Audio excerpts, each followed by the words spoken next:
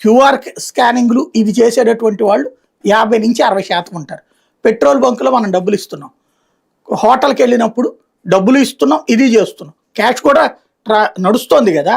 వాళ్ళందరూ కూడా అవినీతికి పాల్పడినట్టు కేసు రాసుకోవచ్చు మనం, అది తీసుకెళ్లి ఎవరికైనా ఇచ్చేసారన్నటువంటిది. ఇక్కడ ఇదంతా నడిచిపోయింది.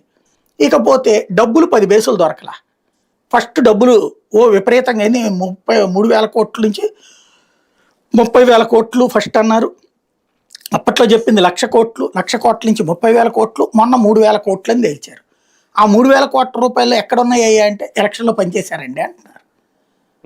అంటే అసలు ఏమిటి బేస్ అంటే ఆయన చెప్పాడని ఈయన చెప్పాడని ఈయన చెప్పాడు. ఇక్కడ జరుగుతున్నది ఏంటంటే సాధారణంగా చిన్నప్పుడు తల్లిదండ్రులు తమ బిడ్డలకు సంబంధించి, అంటే ఇప్పుడు తల్లిదండ్రులు అయితే కాస్త దాన్ని ఏమంటారు, పిల్లల పట్ల over friendly, over loving affection చూపెడుతున్నారు.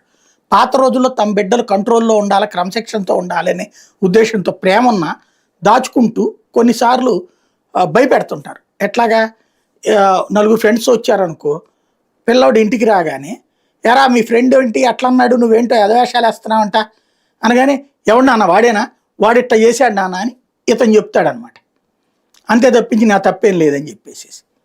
అంటే ఆ విధంగా పిల్లాన్ని భయపెట్టి తెలియని విషయాన్ని తెలుసుకునేలా చేయటం అప్పుడు తల్లిదండ్రులు అనుసరించినటువంటి విధానం.